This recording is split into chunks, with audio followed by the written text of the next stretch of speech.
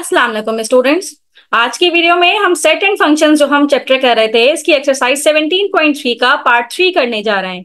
इससे previous video में हमने क्वेश्चन नंबर 3 तक के सारे काम कर लिए थे। अगर आपको उनके सॉल्यूशन चाहिए, उन क्वेश्चंस को समझना है तो प्लेलिस्ट में जाके मेरी प्रीवियस वीडियो जरूर देखिएगा।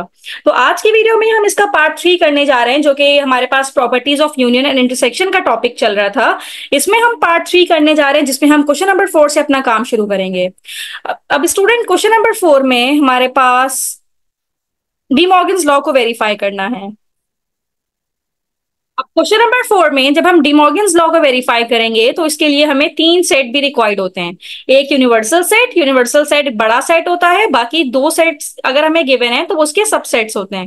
एक यूनिवर्सल सेट हमें गिवन है, एक सेट ए हमें गिवन है और एक सेट बी गिवन है। अब स्टूडेंट, यहाँ पे हमें डी मॉर्गन्स लॉ को वेरीफाई करना है, और ये लॉज मैंने आपको पहले भी बताया था कि ये 2 तरह के डी मॉर्गन्स लॉ हमारे पास होते हैं। एक लॉ हमारे पास है, वो हम लिख लेते हैं। 2 डी मॉर्गन्स लॉ मैंने यहाँ पे लिखे हैं कि अगर आप ए यूनियन बी लेते हैं और इसका इंटरसेक्शन इसका कॉम्प्लीमेंट लेते हैं तो इसका आंसर इक्वल आएगा कि अगर आप ए कॉम्प्लीमेंट पहले लें, बी कॉम्प्लीमेंट पहले लें और इसका इंटरसेक्शन कर दें। तो हमें इन दोनों लॉज को वेरीफाई करना है। पहले हम लॉ 1 की बात करते हैं। लॉ 1 ये है कि अगर आप ए यूनियन बी का काम पहले करते हैं और इसका कॉम्प्लीमेंट लेते हैं तो इसका आंसर इक्वल आएगा A complement intersection B complement के। So first of all, we have to take left hand side. Taking left hand side और left hand side में हम सबसे पहले A यूनियन B निकाल लेते हैं। तो सेट A जो हमें गिवन है ये है 1 2 3 देन 4 4 6 12, ये सेट A है। इसका हमने यूनियन लेना है B के साथ, जो कि है 2 4 6 8। और जब यूनियन लेंगे इसका मतलब है कि हमने दोनों एलिमेंट्स को कंबाइन करके लिखना है, दोनों सेट के एलिमेंट्स को। तो 1 आ जाएगा, 2 आ जाएगा, फिर 3 यहां मौजूद है, फिर 4, फिर 6, फिर 12। तो दोनों सेट के एलिमेंट्स को हमने कंबाइन करके लिख दिया। Now we have to take A union B का कॉम्प्लीमेंट। तो जब भी कॉम्प्लीमेंट निकालना हो तो यूनिवर्सल सेट में से आप माइनस करवा देते हैं उस सेट को जिसका आपने कॉम्प्लीमेंट निकालना है। तो U यानी कि यूनिवर्सल सेट हमारे पास क्या है, 1 2 3 12 तक के एलिमेंट्स हैं यूनिवर्सल सेट में। और A यूनियन B हमारे पास क्या है, 1 2 3 4 6 एंड 12। अब माइनस करने का मतलब ये है कि हम यूनिवर्सल सेट के वो एलिमेंट्स लिखेंगे जो कि इस सेट में मौजूद ना हो। अब 1 मौजूद है, 1 हम नहीं लिखेंगे। 2 मौजूद है, हम 2 नहीं लिखेंगे। 3 मौजूद है, 4 मौजूद है, हम नहीं लिखेंगे।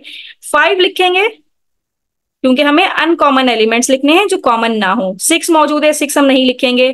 फिर 7 8 फिर 9 फिर 10 मौजूद नहीं है, फिर 11 यहाँ मौजूद नहीं है, 12 दोनों में मौजूद है तो हम 12 नहीं लिखेंगे। तो ये रिजल्ट आया है मेरे पास ए यूनियन बी के कॉम्प्लीमेंट का।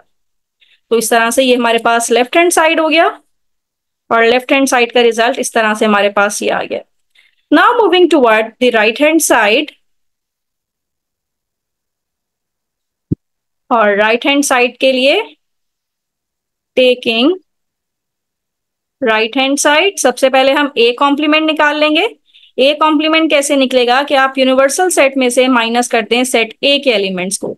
अब यूनिवर्सल सेट मेरे पास है 1 से लेके 12 तक के एलिमेंट्स, और सेट ए में मेरे पास है 1 2 3 4 6 एंड 12। अब माइनस करने का मतलब मैंने आपको अभी बताया था, वो एलिमेंट्स लिखेंगे जो कि अनकॉमन एलिमेंट्स हैं। 1 दोनों में मौजूद है, 2 दोनों में मौजूद है, 3 मौजूद है, 4 मौजूद है, नहीं लिखेंगे। 5 6 दोनों में मौजूद है, नहीं लिखेंगे। 7 8 9 10 देन 11। तो ये ए कॉम्प्लीमेंट। अब बी कॉम्प्लीमेंट हमने निकालना है, यानी कि यूनिवर्सल सेट में से हमने सेट बी को माइनस करना है। तो यूनिवर्सल सेट में हमारे पास 1 से लेके 12 तक के एलिमेंट्स हैं। जब इसको माइनस करेंगे सेट बी के साथ, सेट बी के एलिमेंट्स हैं 2 4 6 एंड 8। तो बी कॉम्प्लीमेंट हमारे पास आ जाएगा।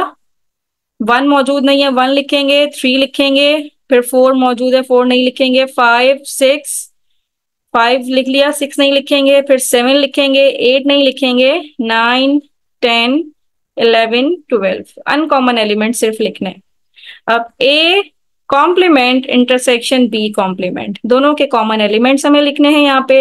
ए कॉम्प्लीमेंट का है 5 7 8 9 10 एंड 11, और इंटरसेक्शन लेंगे हम बी कॉम्प्लीमेंट के साथ 1 3 5 7 9 10 11 देन 12। तो A complement intersection B complement, इसका रिजल्ट आ जाएगा, दोनों के कॉमन एलिमेंट्स 5 दोनों में कॉमन है, 7 कॉमन है, यहाँ पे 8 भी आना था ना, एक मिनट, मिस्टेक यहाँ पे हुई है क्योंकि जब यूनियन करके लिख रहे थे तो हमने यहाँ पे 8 मिस कर दिया है, तो यहाँ पे ये 8 आएगा, फिर इस सेट में भी 8 आएगा, और फिर इस सेट में तो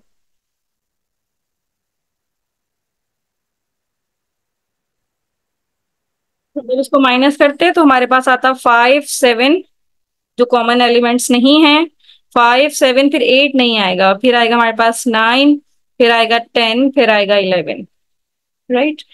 अब यहाँ पे जो कॉमन एलिमेंट्स है वो हमें लिखने हैं, 8 कॉमन नहीं है, 8 नहीं लिखेंगे, फिर 9 लिखेंगे, फिर 10 दोनों में कॉमन है, फिर 11 दोनों में कॉमन है। तो इस तरह से जो लेफ्ट हैंड साइड है वो राइट हैंड साइड के इक्वल आ गया है, and we prove the De Morgan's law proved. और क्या हमने प्रूव किया कि जो लेफ्ट हैंड साइड है वो इक्वल है हमारे पास राइट हैंड साइड के। तो इस तरह से हमने ये प्रूव कर दिया है। तो इसका पहला लॉ हमने प्रूव कर दिया। अब सेम इसी तरह से हम इसका दूसरा लॉ भी प्रूव करेंगे, और इसमें हम पहले क्या, ए इंटरसेक्शन बी का कॉम्प्लीमेंट निकालेंगे। तो यहाँ पे थोड़ी सी चेंजेस करते हैं। अब सेकंड लॉ हम प्रूव करने जा रहे हैं। अब इसमें ए इंटरसेक्शन बी का कॉम्प्लीमेंट इक्वल होगा A complement union B complement के। तो पहले हम लेफ्ट हैंड साइड लेके ए इंटरसेक्शन बी निकाल लेते हैं, यानी कि इन दोनों के कॉमन एलिमेंट्स हम यहाँ पे लिख लेते हैं। अब दोनों के जो कॉमन एलिमेंट्स हमने यहाँ पे लिखने हैं, तो उसके लिए हमें क्या करना है कि देखना है कि दोनों के कॉमन एलिमेंट्स कौन कौन से हैं। एक है 2, फिर एक है 4, फिर एक है 6। तो 2 4 6 दोनों के कॉमन एलिमेंट्स है। अब ये 2 4 6 को हम माइनस करवाएंगे, क्योंकि आगे जाके हमने ए इंटरसेक्शन बी का कॉम्प्लीमेंट निकालना है। तो इस सेट को हम माइनस करवाएंगे यूनिवर्सल सेट में से। अब यूनिवर्सल सेट क्या है मेरे पास, 1 2 3 12 तक, और ए इंटरसेक्शन बी अभी हमने निकाला है, यानी कि 2 4 6 जो दोनों के कॉमन एलिमेंट्स हमारे पास आए थे। तो जब इसको माइनस करवाएंगे, अब इसको जब माइनस करवाएंगे तो वो एलिमेंट्स लिखेंगे जो यहाँ पे मौजूद ना हो, अनकॉमन एलिमेंट्स। 1 आ जाएगा, 2 नहीं आएगा, फिर 3 आएगा, 4 नहीं आएगा, फिर 5 आ जाएगा, 6 नहीं आएगा, 7 आ जाएगा, फिर 8 आ जाएगा, फिर 11 आ जाएगा, 8 के बाद 9 आ जाएगा, फिर 10 आ जाएगा, फिर 11 देन 12। यानी कि 2 4 6 को हटा के, 2 नहीं है, 4 नहीं है, 6 नहीं है, बाकी ये मेरे पास यूनिवर्सल सेट में से हमने 2 4 6 को माइनस कर दिया, तो लेफ्ट हैंड साइड का रिजल्ट ये आ गया हमारे पास। तो ये लेफ्ट हैंड साइड है।